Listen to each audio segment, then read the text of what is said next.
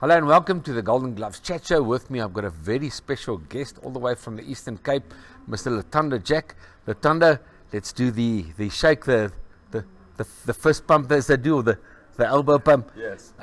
Luthando, thank you for taking time out to being our guest here at the Radisson Blue Hotel, where you're staying for your time up in Gauteng. You're the newly appointed chairperson of BSA, so congratulations on that. Thanks, Brian. Fantastic job. We know you've been with BSA since 2014. Tell us a little bit about your background with BSA. Well, I've been a member of the board of Boxing South Africa, as you're saying, since 2014. So I've had 2 terms in office, and then I've now been asked by the minister to chair the board. So this is my 3rd term, and hopefully my last term. With the Boxing South Africa. I'm privileged to serve this important sport in our country, the people's sport. Yes. As you know, Brian, really a poor man's sport because of the lack of sufficient sponsorship into the sport. We have not been able to galvanize the private sector, to really participate such that the sport can be much more attractive, to young people, such that it can be able to give, of course, decent livelihoods, to our boxers throughout their life cycles. Yes. Well, we're going to talk a lot about the sport that we're both passionate about, that we're both so involved in. I want to talk to you about you being a dean of the students of the Nelson Mandela University. That's an amazing achievement to start with. Tell us about you being the dean of the students. Yeah, no, I'm still the dean of students. That's my full-time job at Nelson Mandela University. Awesome. Yeah, amongst others, I'm responsible for the Department of Sport. Okay. So we've got many codes, and we've got also top 6 codes, which we call elite codes, that really primarily compete, in at a national level. Like, for instance, rugby is in the top 8, varsity cup. We've got soccer, we've got martial arts, we've got that is karate. Swimming, water polo, and many other codes. I'm also responsible for student housing, student leadership development. So it's an exciting, job. Really cultivating the future of young people. So there is a direct relationship between what we're doing in Boxing South Africa and what I do, in terms of my job. Yeah. Fantastic, because that was my next question. You as chairperson of BSA now, what kind of would your role be? I mean, I know we don't have an hour to talk about it, because it's a big role, it's a massive role, and you're coming in obviously at a very difficult time for you. We understand that. Just coming out of COVID, still going through COVID, and this is the time you're coming as the chairperson of BSA. But what kind of would your role be to start with at BSA as chairperson? Well, I mean, my role, as you know, is not full-time, but it's a critical role because it's unlike your classical board, like a board of Transnet, Yeah. Because we are responsible for sport, and we are one of the key sporting codes, in the country. So our role, how I see it, my role, but in particular, during this term, we've got to really work very hard to renew the sport of boxing, so that we can have boxing reclaiming, its space, in the national sport. Yes. As you and I know, Brian, boxing used to be the talk of the town. Yes. The talk of the street. People used to talk about it in the taxis. in clubs, wherever. It was the number 2 sport in the country in the 80s, next to football. So we really need to reclaim that spot. Exactly. That's the task. But we can only be able to really achieve that task if we mobilize the whole of the fraternity behind us. Yes. You know, as the board, we've got to work with everyone, with our licenses. We've got to work with our broadcasters, particularly SABC and SuperSport. SuperSport, as you know, has been flighting boxing. SABC as the public broadcaster, which is accessible to everyone. We've got to talk to them to not just flight boxing, but flight it during prime time. You know, of course, not at night when everybody is sleeping. You and I know that boxing used to be in the afternoon. Between 4 and 5. Just after football. When everybody is still awake. Because if we're able to do that, then boxing will be visible, and if it is visible, it's going to attract young people, into the sport. And number 2, it's going to be also able to attract sponsors, because sponsors don't just want to invest their money; they also want coverage. They want visibility, and so on. So that's part of the work that we've got to do as part of the renewal. And the other work is really ensuring that we've got a pool of talented young people. So we've got to work with the amateur boxing association, so as to ensure a pipeline, of talent development and graduation, into professional boxing. Because if we don't sort out the development of young talent, we're not going to have the supply. We're not going to have good pros. Like I was going to speak to you about, you look at the divisions, specifically the heavier divisions, middleweight, light heavyweight, it's almost like non-existent. And then you got a cruiserweight, you get the Kevin Arenas, the Tabisa and Kunus that are making a division strong. But we need guys. There must be plenty light heavyweight, middleweights in this country, guys that can fight, that want to fight. They need the opportunity, like you say. They need to get the exposure on television, and we need the sponsors to come on board. Would you look at implementing something to create boxers people out there wanting to be fighters? Yeah, we've got to do that, but there's got to be something that attracts them. Yes. Into the sport. Hence, we've got to really sort out our sport, sort out our image. All of us have got to ensure that we protect the image of boxing in the country. Everybody who claims to love boxing must, on a daily basis, act in ways that improve the image of the sport. Because if we improve the image of the sport, it's going to be easy for people to be attracted to it. Yes. Nobody wants to be attracted to something that is not working. It doesn't have a good image, yes. It doesn't work. Excellence is attractive. Of course. Mediocrity is not attractive. Nobody wants to be associated with mediocre. No.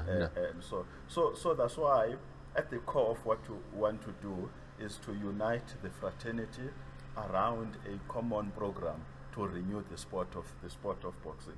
If we're able to do that, then young people, because we've got abundance in terms of people in those weights, heavyweights and so on. Yes. It's not that we're short of... no, we've got talented sportsmen. Exactly. It's not that we're short of people. And remember, as I was saying earlier on, the sport of boxing used to also attract people who are in other sporting codes, be it somebody who was playing soccer, be it rugby, be it especially karate, and so on.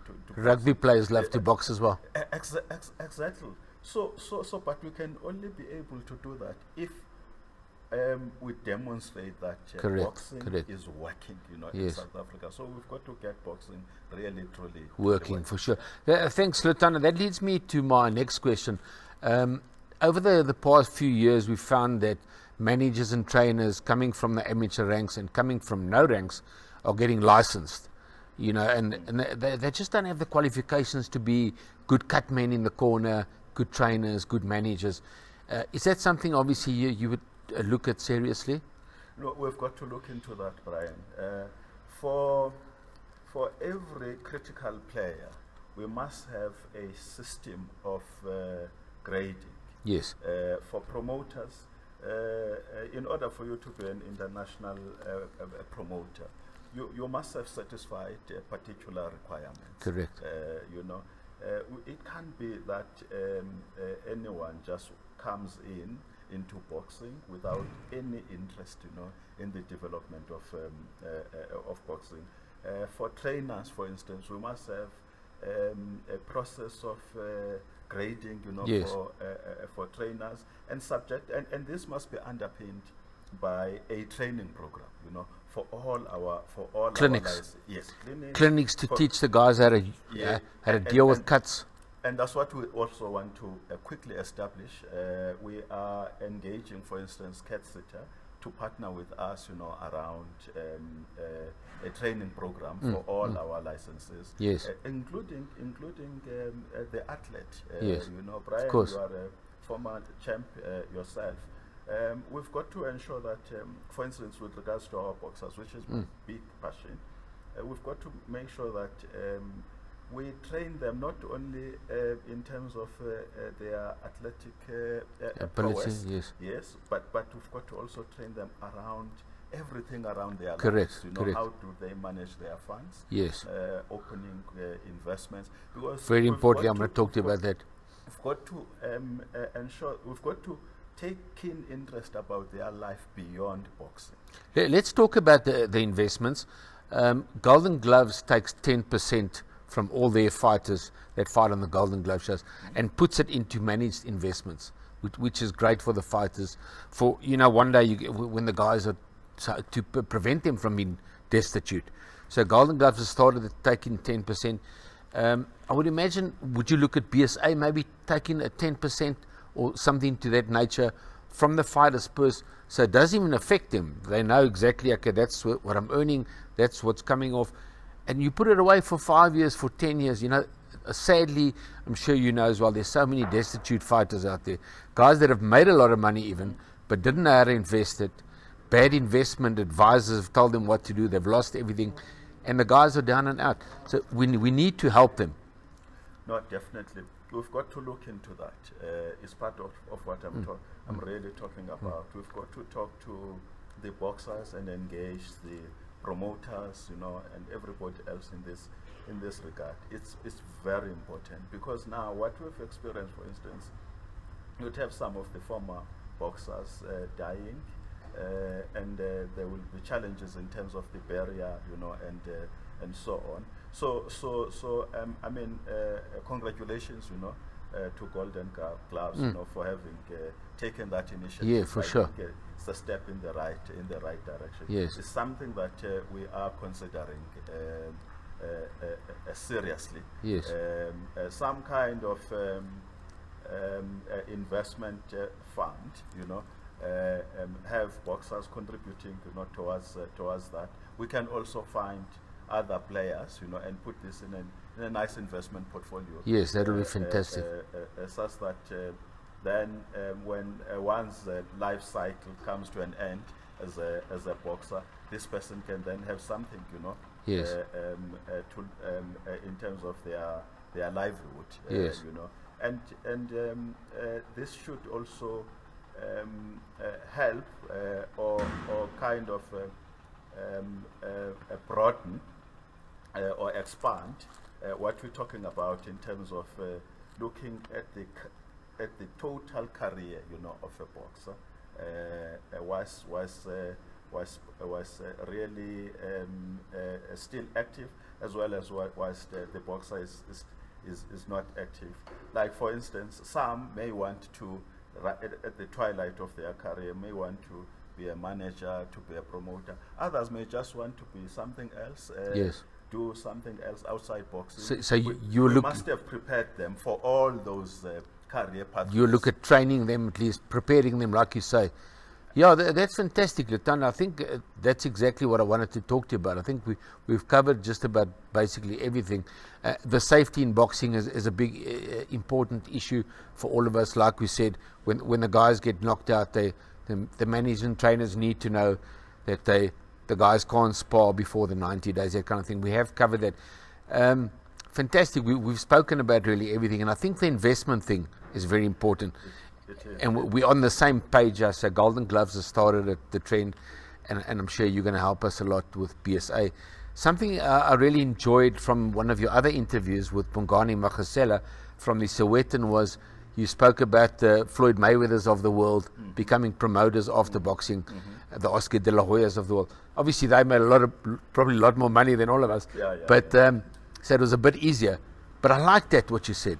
You know, and is that what you want to see in the future? That's exactly what we want to see. We must be able to, for a boxer, towards the end of his career, we must be able to allow some kind of flexibility for a boxer to start. If, for instance, you want to do to take up a promoter's license, we must be able to lay the foundation towards that. You know, whilst you still boxing, you know, so that we make it easy for one to transition from being a boxer to a promoter or a manager or something else. So we must allow that, because we live in a world. I mean, the sport is really changing. You and I know that it's a business. You know, so we must allow our boxers to be able to choose whatever career they so wish to choose within the broad area of boxing, without them putting so many stumbling blocks. Because what is key, Brian, we want to create a role models. Of course. Our current boxers and our past boxers must be role models, because when we point and say, look at Brian, he was a champ. That's what young people really want. For sure.